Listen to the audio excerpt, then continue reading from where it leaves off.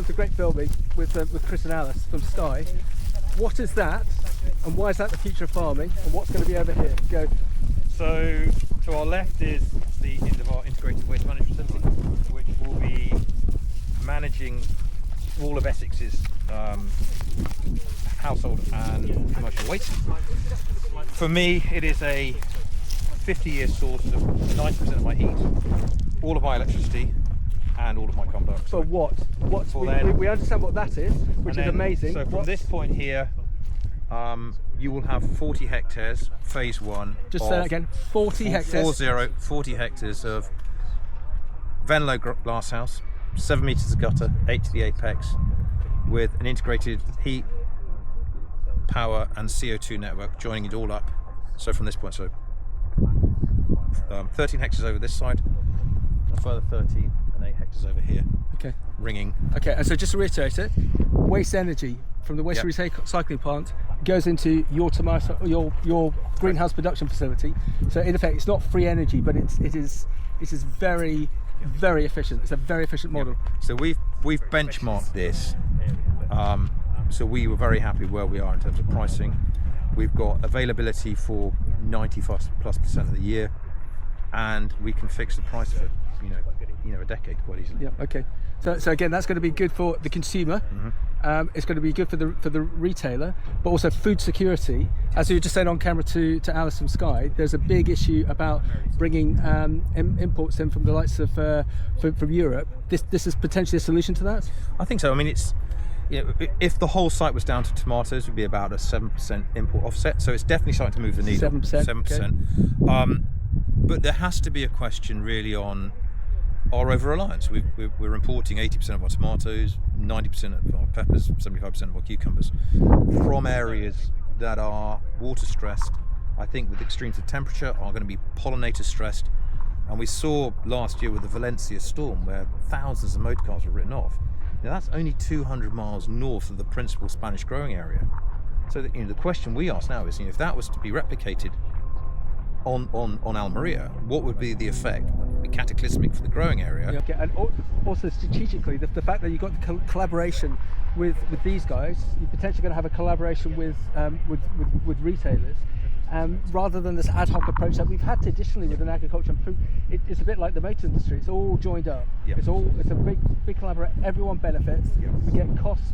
We get fresh food being presented at a decent cost for the consumer. It's a win-win all round. I think it's a win for the consumer. It has to be a win for the supermarket, whereby we are giving them a guarantee of supply. We've got a lit crop and an unlit crop, so there is surety throughout the year. We've got a fixed energy model. And labour, how many people do you think you're going to gainfully employ here? So we would say circa 400. Okay. I think thereabouts. We've had good ongoing conversations with people like yourself, which is exciting. Mentioning universities, we're speaking to Essex, we're speaking to Anglia and Ruskin. They are really, really keen to support on bespoke courses and developing their existing courses. So that's from 16 through to graduate and postgraduate. Yeah. So under a phase 2 development, when we like to increase the footprint of the glass, we'd like to think about putting a creche in, because we think actually that makes eminent sense. The other one, as well as from a personal perspective, as a veteran, I'd like to go up to Colchester and have that conversation with veteran spouses. Yeah. It will be slightly interesting because obviously that's an airborne base, I think, other than the other club. But we'll take some life insurance before I have those meetings. Okay. Yeah. So to summarise, we've got an energy model here with yourself that is unique. Yeah. We're going to be producing fantastic, high quality, fresh produce at a great cost to the consumer. If this model works, you can see this being replicated. It just feels this is modern thinking. This is the strategic direction that the horticulture sector has to go in. Rather than being piecemeal, it is collaborating from engineering to horticulture to retail. It's all about collaboration. Yeah, I think it is about collaboration, but the central foundation stone of that collaboration has to be a sustainable energy model. Yeah. What are your concerns with our current system, and what are you offering that can change that? So at the moment the UK is importing about 80% of its tomatoes, about 90% of its peppers, and about 75% of its cucumbers, principally from 3 European countries: Holland, more importantly Spain, southern Spain, and Morocco, North Africa. The key issue is one of sustainability. water porosity is the key issue in North Africa and in southern Spain, and also extremes of temperature and the effects of climate change. What we're seeking to do here is to reshore, if it was tomatoes, 7 to 8% of tomato imports by growing in Essex. If I bring this out, So, gentlemen, Gareth, just explain this fantastic flowchart in relation to this staggering build here, and Ed's then going to slot in as to how he fits in. Gareth, go. Right, so this is where the waste comes in on the trucks here into the waste bunker, which is down at that far end of the building. The building is the opposite way around to the picture, inconveniently. So the waste is tipped in here. We've got these crane arms that mix the waste around to make sure we've got a nice homogeneous mix of waste, and then drop it into the hoppers, into the furnace. And that's where the waste is all destroyed, so just the ash comes out of the bottom. The hot air comes out into the boiler, and the boiler is where the steam is produced. So most of the steam goes to the turbine to generate electricity. Okay. But we'll be adding some pipes before we get to the turbine, so that steam will go to the new heat exchanger that we'll install, which will produce hot water, which is what is then piped out to the greenhouses. Yep. Okay. And Gareth, keep going, because this is fascinating. This bit here. Talk through the rest of the diagram. So then the rest of the hot air comes through here. So we add various things like ammonia and activated carbon and lime. So they take out a lot of the pollutants. So they take out any acid gases. They'll take out heavy metals and all those kind of things to make sure the air that comes out the other end is clean. So it's all cleaned down and cooled.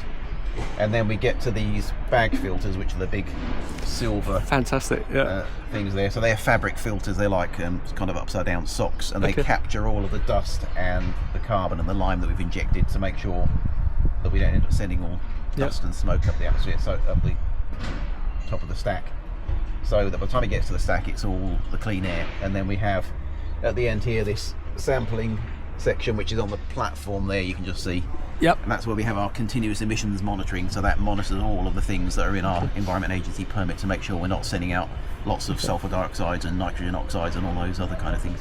Okay. And Gareth, this relationship between yourself and Ed looks to be very, what's my word going to be, very mercurial, that you've got all this energy, this hot water. Ed, step in. So what are you going to do with this energy? So we've worked for 2.5 years on this together as two businesses. So we will essentially plug into 3 parts. As Gareth said, we'll take steam from the first part of the process and then put it through a heat exchanger and take our hot water. So that's 80 to 90% of our heat we'll draw from the Indaver plant. We will then plug into the turbine as a private wire under a PPA agreement, which will provide all of our electricity on site with our on-site solar as well.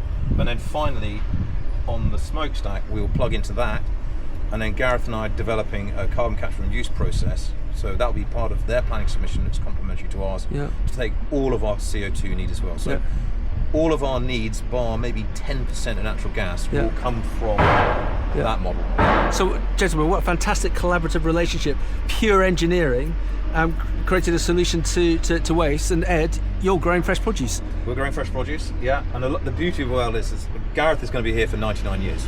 Yeah, we're going to be here for 50 do you know years. This, Gareth? we feel like we've been here already for 99 years.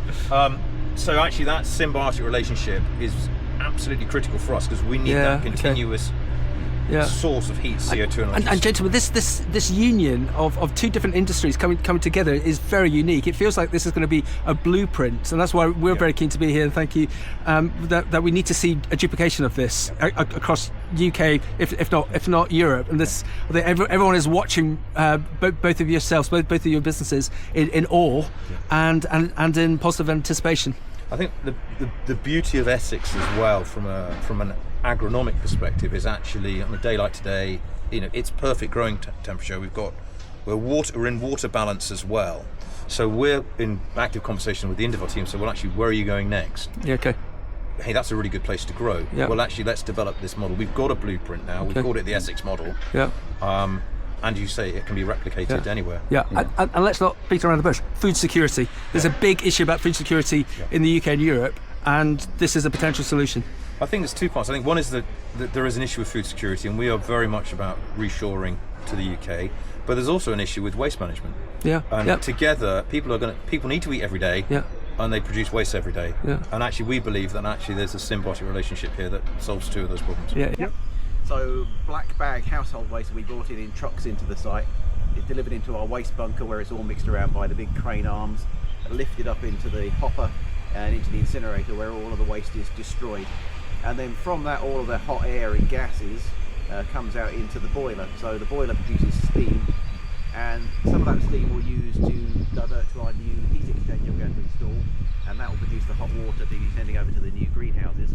The rest of the steam goes to the turbine, so the turbine produces electricity from the substation behind me that goes all the way to Braintree substation, and also some of the electricity will go over directly to the greenhouses as well. I mean that's incredible to think of. I think Ed was saying it's sort of between 80 to 90% of it will all go, and so the greenhouses will all be powered by the burning of the local waste. That's right, yeah.